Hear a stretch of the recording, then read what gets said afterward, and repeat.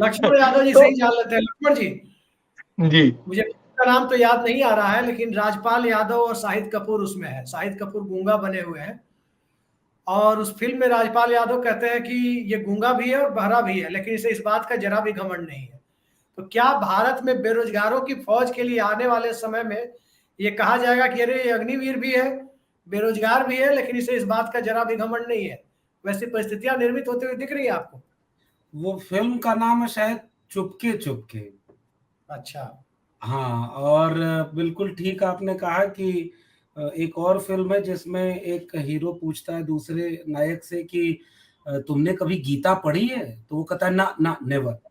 तो वो भाव उसका यही है कि नहीं भाई ये गुनाह मैंने नहीं किया। तो बहुत सारी फ़िल्में अब आज बन जाए तो उसपे भावना आहत हो जाएगी और जेल चले जाएँगे। तो बहुत कुछ हो रहा है। ख़ैर जिस विषय पर आपने अभिषेक जी बात रखी है और शुरुआत में आपने जो परिचय में बोला भी बिल्कुल ठीक है, हमारे अग्रज हैं प्रोफ़ेसर रविकांत लखनऊ विश्वविद्यालय में हैं और मैं अनुज हूँ लेकिन अग्निवीर भी हूँ। और अग्निवीर को कह लीजिए, शिक्षावीर कह लीजिए, कुछ भी कह लीजिए। अब पता नहीं मतलब सेना में था, थोड़ा बहादुरी की ज़रूरत थी, तो वीर जोड़ दिया। ये कलम किताब वालों के लिए तो बहादुरी और वीर जैसे शब्द भी पता नहीं होंगे कि नहीं होंगे। दास टाइप का होगा, शिक्षा दास, कलम दास ऐसे कुछ करके आएगा। बहरहाल ऐसा इसलिए किया जा रहा है और ये कोई नया नहीं है। मैं तो अग्निवीर जब आया तब भी मैंने कहा और अभी भी फिर से दोहरा रहा हूँ, ये कोई नई बात नहीं है। अभी पूर्व के वक्ताओं ने इशारे में वो बातें कह भी दी हैं कि ठेके पर कर्मचारी रखे जाने की शुरुआत इस देश में व्यवस्थित तौर पर 90 के दशक के बाद हो गई थी। नियो लिबरल पॉलिसीज आई जिसमें एलपीजी से लेकर के प्राइवेटाइजेशन और पीपीपी मॉडल भी आया, सब कुछ आया और एक नई आर्थिक नीतियां आई। उनके नहीं, जरिए आप 90 के दशक की बात करते हैं लक्ष्मण जी। मैं आपको याद दिला दूं, पुराने शिक्षक मुझे दिल्ली सरकार के मिलते हैं। उस समय दिल्ली की अपनी विधानसभा नहीं थी। पहले भी ठेके पे रखे जाते थे, और वीपी सिंह की जो सरकार बनी थी उसने अचानक एक ही झटके में दिल्ली सबको में ठेके परमानेंट पर जो शिक्षक थे सबको परमानेंट कर दिया था। दिल्ली यूनिवर्सिटीज में जो लोग थे सबको परमानेंट कर दिया था उस दौर में। लेकिन पहले भी परंपराएं थी, और इसी सिलसिले में आज मेरी कुछ अग्निवीरों से बात हुई, तो उन्होंने जो जानकारी मुझे दी है वो बड़ी रोचक और दिलचस्प है। उन्होंने मुझे बताया कि अभी तो फॉर्म मैंने इसलिए भरा है, मुझे भी पता है सरकार 24 तक है, 24 के बाद जो नई सरकार आएगी हमें परमानेंट कर ही देगी। मान लीजिए राहुल गांधी आए या कोई आए, फिर हम अग्निवीर से परमानेंट हो जाएंगे। तो पहले सिस्टम में घुस रहे हैं, फिर अगर इलेक्शन ड्यूटी जहां कराने जाएंगे, अगर सरकार ने मौका दिया तो वहां हम अग्निवीर अपना दम दिखाएंगे। तो इस तरह की बातें भी वो सोच रहे हैं। तो बिल्कुल ठीक बात है और मैं वही कह रहा हूँ कि ऐसा नहीं कि ये कोई नया है और हम लोग खुद उसके उदाहरण हैं। मुझे तो 12 साल तकरीबन पूरे होने वाले हैं, इसी अगस्त में पूरे हो जाएंगे दिल्ली विश्वविद्यालय में ठेके पर प्रोफेसर। मैंने तो अपनी पूरी कहानी 150 पन्ने की लिख के रखी है। मैं तो इंतजार कर रहा हूँ, अभी अगर पब्लिश करा दूंगा तो फिर अग्निवीर ही रह जाऊंगा। बहुत सारी दिक्कतें हैं। हालांकि अभी भी जो काम कर रहे हैं उससे अब लक्षण तो हमारा उस दिशा में नहीं। अब अजय शुक्ला जी बगल बैठे, आपके चैनल पे बैठे, रविकांत जी बैठे हुए हैं। अब ये लोग क्या परमानेंट होने देंगे? उकसा देते हैं और ये बात ऐसी होती है कि फिर आपका भी दिल करता है कि जो बात कहनी है, जो सच है। वो डॉक्टर लोहिया का एक बड़ा प्रसिद्ध नारा है कि सच, ओजेपी मूवमेंट में खूब लगता था कि सच कहना अगर बगावत है तो समझो हम भी बागी। असल में शिक्षक होने का या नागरिक होने का तकाजा ये कि सच कहें, वही हम लोग एक्चुअली निभा रहे हैं। ये नारा दरअसल सबसे पहले रामधारी सिंह दिनकर ने दिया था। तो जी जेपी आंदोलन में खूब प्रसारित हुआ जी। और खूब पॉपुलर नारा है और कई बार साहित्य और कलाएं किसी सीमा से आगे बढ़ जाती है तो वैसे हम लोग इसका इस्तेमाल कर रहे हैं। तो इसकी वजह केवल ये है कि राज्य में भारत जैसे लोकतांत्रिक देश में जो इसका कल्याणकारी राज्य की अवधारणा थी, जिसमें शिक्षा, स्वास्थ्य, रोजगार ये वे मुद्दे थे जिनको लेकर के एक समझ ये बनाई गई थी कि इस देश में सामाजिक आर्थिक गैर बराबरी बहुत ज्यादा है। अगर आप उनके लोगों के लिहाज से अगर तय करेंगे तो किसकी जेब में पैसा है, जाति कौन सी है, धर्म कौन सा है, भाषा कौन सी है, किस क्षेत्र के आने वाले, इतनी विविधता है कि बहुत सारे लोग फिर मुख्य धारा में, सो कॉल्ड मुख्य धारा में नहीं आ पाएंगे। इसलिए बहुत बुनियादी जो मुद्दे हैं उनको राज्य अपनी जिम्मेदारी समझता था। शिक्षा देना, स्वास्थ्य देना, रोटी कपड़ा मकान, बहुत सारी चीजें। राज्य भूमिकाएं नहीं, तो बड़ी आपकी बड़ी भूमिकाएं। यूनिवर्सिटी में लक्ष्मण यादव जी, आपकी यूनिवर्सिटी के बारे में मुझे कुछ लोगों ने सुनी सुनाई एक परंपरा बताई है, पता नहीं कितनी सच है। कि दिल्ली में एक जगह है झंडे वाला, वहां से जा करके कुछ लोग शीश नवा के आते हैं तो दिल्ली यूनिवर्सिटी में परमानेंट होने के चांस बढ़ जाते हैं। तो क्या ऐसा कुछ है क्या? नहीं, आपकी सूचना गलत है। अब वहां जाने की जरूरत नहीं है। वहां से झंडा लेकर के कुछ लोग डिपार्टमेंट में चैम्बर में बैठे हुए हैं, उन झंडाधारियों के अच्छा पास भी वही काम हो जा रहा है जो वहां होता है, क्योंकि वहां भीड़ बहुत अच्छा ज्यादा हो रही थी। वहां जगह छोटी है, नई बिल्डिंग बनने में भी टाइम लगेगा, तो ये सारी चीजें हो रही थी। कहना मेरा ये है कि अब जो हो रहा है वो यही हो रहा है, जो बोलेगा वो मारा जाएगा। और परमानेंट एम्प्लॉय जो होता है ना, परमानेंट एम्प्लॉय होने का मतलब ये है कि नौकरी, सरकारी नौकरी मिलना जितना मुश्किल होता है, उससे कई गुना मुश्किल होता है उसका नौकरी छीनना। और वो भी जी प्रोफेसर जैसी नौकरी, सेना के सैनिक नौकरी, और बहुत बड़े बड़े पद हैं, तमाम पद हैं। और वो सारे लोग जो सीधे उनके अंडर में तो आते नहीं। प्रोफेसर जैसे हम लोग सरकारी कर्मचारी नहीं होते, हम एक अपने स्वायत्त संस्था के कर्मचारी हैं, इसलिए हम अपनी सरकार की आलोचना करते हैं। हम सरकारी कर्मचारी नहीं माने जाते, जी आलोचना करते हैं, इसीलिए हम निशाने पर होते हैं। इसलिए हर वो व्यक्ति जिसकी नौकरी परमानेंट होगी, वो अपनी रीढ़ महसूस करेगा तो बोलेगा। जिसकी नौकरी परमानेंट होगी, वो किसी सरकार के बदलने, किसी आका के बदलने, किसी कानून से उतना नहीं डरेगा कि उसकी एवज में उसे चुप रहना पड़ जाए, और फिर वो सेमिनार कराना पड़ जाए दिल्ली यूनिवर्सिटी में कि अखंड भारत कैसे बनेगा। इस पे सेमिनार न कराए कि अनुच्छेद 51H1 में वैज्ञानिक चेतना बढ़ाने के लिए कर्मकांड कैसे दूर हो, इस पे सेमिनार ना हो। दिल्ली विश्वविद्यालय में सेमिनार हो कि राम मंदिर से कैसे भारत का विकास होगा। अब तो मेरे विश्वविद्यालय में मैं एक जगह फोटोकॉपी करा रहा था और मैंने एक थीसिस देखी, तो मैंने कहा कि विषय में पढ़ने लगा। विषय पर नजर जाए उससे पहले वो थीसिस बाकायदे भगवा रंग में थी, और ऊपर लिखा हुआ था श्री रामचंद्र का भारतीय संस्कृति में अमूल्य योगदान, हिंदी विभाग दिल्ली विश्वविद्यालय, और इस पर पीएचडी वो सबमिट होने जा रही थी। तो मैं उस बंदे को तुरंत बधाई दिया कि बहुत अच्छे विषय पर काम किया, बहुत जल्दी तुम परमानेंट हो जाओगे। क्योंकि ये दिशा है, ये लाइन है, और हम जैसे लोग सिलेबस से निकाला जा रहा है। लक्ष्मण यादव जी, लक्ष्मण यादव जी, रामचंद्र तो भारत की कैबिनेट में परमानेंट हो नहीं पाए, कल उन्हें इस्तीफा देना पड़ा क्योंकि उनकी पार्टी ने उन्हें राज्यसभा से बेटिकट कर दिया था। जब वो तो फिर छोड़िए, थीसिस लिखने वाले कैसे हो जाएंगे? अरे क्या बात कर रहे हैं, यहाँ तो पाकिस्तान जाओ का नारा लगा के और बिहार से आपके यूनिवर्सिटी में उनके कहे जाते हैं कि उनके मैन फ्राइडे कोई है बालेंद्र कुमार, जो आपकी यूनिवर्सिटी में है, और वो एक अलग अलग धारा को लेकर के चलते हुए दिखाई दे रहे हैं। अब क्या व्यक्तियों पर बात करें, प्रवृत्तियां ऐसी होती जा रही है। बस मेरी टिप्पणी यही है अभिषेक जी कि ये जो अस्थाई रखना है, ये बेसिकली कर्मचारियों को अस्थाई नहीं रखना है, पूरी जनता को अस्थिर अस्थाई रखो, ताकि जब जिसको मन करे डरा दो, जब जिसका मन करे जो दिया उसे छीन लो, और सब लोग डर करके वही भाषा बोले। राजा बोला रात है, रानी बोली रात है, मंत्री बोला रात है, और सुबह सुबह की बात है।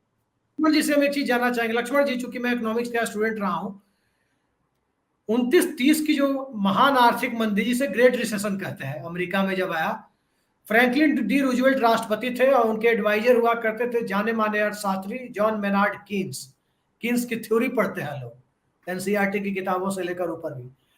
उस वक्त जो आर्थिक नीतियां बनी, कहा गया उस वक्त की, जिस वक्त मंदी आई, मंदी से निपटने के लिए जितना रोजगार पैदा कर सके, जितना लोगों के पास, आम आदमी के पास पैसा पंप कर सके, यानी कि क्रय शक्ति को बढ़ाने के लिए, तब जाकर मंदी से निजात मिली। 2007-8 के लेहमन क्राइसिस में भी भारत लगभग अछूता रहा, इसलिए कि 6 पे कमीशन भी उसी दौर में आया, मनरेगा भी उसी दौर में आया, रविकांत जी को याद होगा।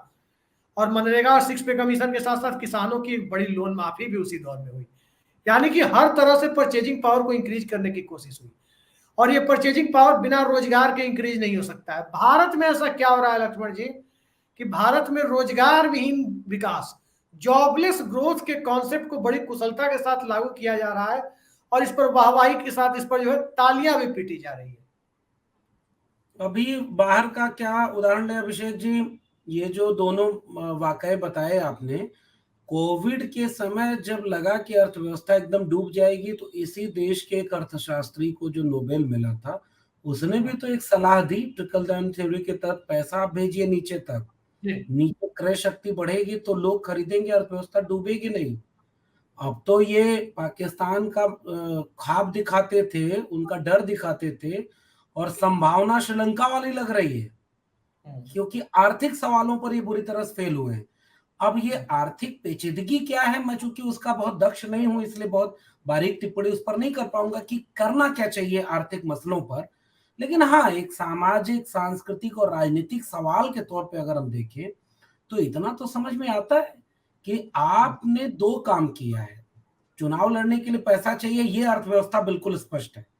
700-800 जिले होंगे, 900 ऑफिस बनाई जाएगी इस देश में, बढ़िया वाली, 5 स्टार जी। रैंकिंग वाली, ये बिल्कुल क्लियर है। पैसा इलेक्टोरल दिया बॉन्ड। जाएगा। हाँ, इलेक्टोरल बॉन्ड है, बिल्कुल ठीक आपने याद दिलाया। तो ये वाली आर्थिक नीति बिल्कुल स्पष्ट है, बहुत बहुत सकारात्मक ग्रोथ रेट के साथ जा रही है। जब चुनाव जीते जाएंगे तो एक तरफ ये काम होगा, दूसरी तरफ इन सरकारी संस्थानों को निजी हाथों में बेच करके उधर भी मुनाफा कमाया जाएगा, जिसका जिक्र अभी रविकांत जी कर रहे थे। अजय जी ने तो पूरा आंकड़े ही रखे हैं, और ये आंकड़े बिल्कुल क्लियर बता रहे हैं कि आपने दरअसल पूंजी को, और ये बात समझने के लिए अर्थशास्त्र का विशेषज्ञ होना जरूरी नहीं, जी। पूंजी नीचे जनता तक जाती तो अर्थव्यवस्था मजबूत होती। पूंजी अगर थोड़े से लोगों में केंद्रित हो जाएगी तो उससे वो व्यक्ति मजबूत होगा, उसका दोस्त मजबूत होगा, और जनता डूबेगी, अर्थव्यवस्था डूबेगी।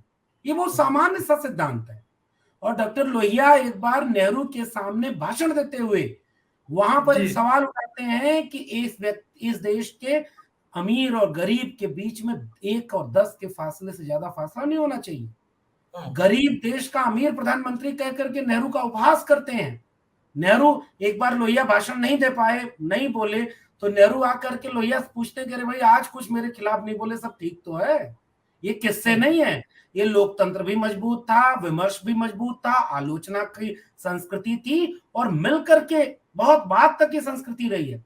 अब इस पर बहस नहीं होगी, इस पर जो आलोचना करेगा वो हाशिए पर डाला जाएगा। और इसके पीछे ये काम ये किया जा रहा है कि नौकरी अगर आप देंगे सरकारी, तो सच बात यह है कि सरकारी नौकरी एक सामाजिक सुरक्षा भी होती है।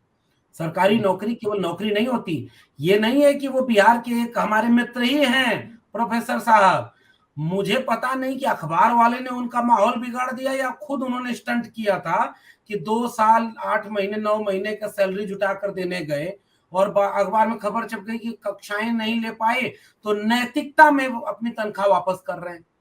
अरे बाद में पता चला कि उनको ट्रांसफर कराना था, कोई सुन नहीं रहा था, उनसे कम मेरिट वाले को जुगाड़ लगा करके कहीं चला गया, तो वो ट्रांसफर के लिए स्टंट हुआ है, और कह रहे हैं कि मेरे अकाउंट में अभी उतना पैसा भी नहीं है। लेकिन खबर क्या चल गई, ईमानदार हो तो प्रोफेसर ऐसा हो। अरे कल को सरकार नियम बना देगी कि तुम्हारे पढ़ाने का कोई मतलब नहीं है, लाओ सैलरी पूरा वापस करो 15 साल की, फिर क्या करेंगे आप? ये रिकवरी होने लगी। अरे भाई रिकवरी करवा लेंगे, कहेंगे आप जो पढ़ा रहे हो प्रोडक्टिव नहीं है। मैं अपने हिंदी साहित्य के इतिहास में निराला को पढ़ाता हूँ, नागार्जुन कबीर को पढ़ाता हूँ, प्रगतिशील कविताओं आंदोलन को पढ़ा रहा हूँ। कल को आप कहोगे आप गलत पढ़ा रहे हो, लाओ सैलरी वापस कर दो। अभी इसको परमानेंट नहीं करना, सिलेबस चेंज हो रहा है, बहुत कुछ बदल रहा है। इसलिए जब आर्थिक सुरक्षा और आर्थिक सहूलियत, हमारे यहाँ गांव में हम सब लोग लगभग उसी पृष्ठभूमि के हैं। 2 रुपए भी कोई बचाया ना, आज से 20 साल 25 साल 50 साल पहले, तो उसने 2 रुपए बचा करके अपने घर के एक बच्चे को स्कूल कॉलेज विश्वविद्यालय भेजा। हमने पढ़ाइयां ऐसे की हैं। और आज जाकर के आप किसी से पूछिए, पढ़ाई को लेकर के जो एक भरोसा था, और शिक्षा का भरोसा, शिक्षा और रोजगार के रिश्ते का भरोसा, वो भरोसा दरक चुका है। लोग अब पढ़ाने नहीं भेज रहे, जमीन की दलाली, प्रॉपर्टी डीलिंग करके हमारे गांव में फॉर्च्यूनर सब घूम रहे हैं। और हम उसके लिए भी लोगों के पास पैसा रहता है तभी जमीनें भी बिकती है। अभी तो उसमें भी मंदी है। उसमें भी तो एक खेत गेटू बना है ना।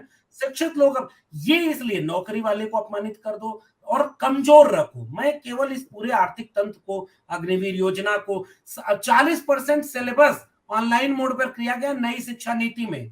क्लोजर और मर्जर की पॉलिसी लाई गई है कि जिन स्कूलों कॉलेजेस में 3000 से कम बच्चे, 5000 से कम बच्चे होंगे, अगले 20 साल में 45,000 डिग्री कॉलेजेस को बंद करके 15,000 किया जाएगा।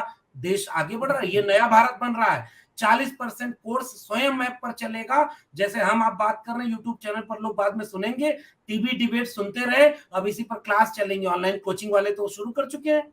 ये क्लास में शिक्षक की जरूरत नहीं, सब रिकॉर्डिंग रहेगा, और बहुत हुआ तो पढ़ाई लिखाई की भी जरूरत नहीं, घर पे डिग्री भेज देंगे, नौकरी है नहीं। इसलिए अस्थिर नागरिक, अस्थिर अर्थव्यवस्था, अस्थिर शिक्षा व्यवस्था, अस्थिर नागरिक बोध, ये सब पैदा करके बस लक्ष्मण यादव जी, मैं एक बात आपको बता दूं, आपको जानकारी होगी, पूर्वांचल और बिहार के बहुत सारे कॉलेज ऐसे हैं, रविकांत जी को भी जानकारी होगी, पता चला किसी सब्जेक्ट में एक भी प्रोफेसर नहीं है उस कॉलेज में, और उस सब्जेक्ट में एडमिशन होता है, डिग्रियां भी मिलती है, एग्जाम भी होता है। मेरे अपने ऐसे जिले का, आजमगढ़ जिले का एक बड़ा प्रतिष्ठित कॉलेज है, अब थोड़ी नियुक्तियां हो गई हैं। अब जी। तक 10 साल तक 12 विभागों में से 9 विभाग में एक भी परमानेंट फैकल्टी नहीं थी। विभागाध्यक्ष कौन बनेगा, टाइम टेबल कौन बनाएगा? और छोड़िए अभिषेक जी, हम तो दिल्ली में बैठे हैं, हमारे दिल्ली विश्वविद्यालय के 10,000 में से 6,000 टीचर हमारे जैसे एडहॉक हैं, और प्रकाश जावड़ेकर, स्मृति ईरानी, रमेश पोखरियाल निशंक और अब ये नए वाले शिक्षा मंत्री, इन सब ने संसद में बयान दिया था कि साल भर के अंदर सीटें भर देंगे। अब स्वयं ऐप आ गया है, नई शिक्षा नीति आ गई है, 40% सिलेबस ऑनलाइन, 40% टीचिंग फैकल्टी खत्म, वर्कलोड खत्म। असल लक्ष्मण जी, बात यह है कि ये लोग भी लगातार बदले जा रहे हैं, ये लोग भी अग्निवीर ही हैं। ये अर्जुन सिंह की तरह पूरा 5 साल का टर्म इन लोगों को मिल नहीं रहा है, तो ये लोग आपको कहां से परमानेंट करेंगे?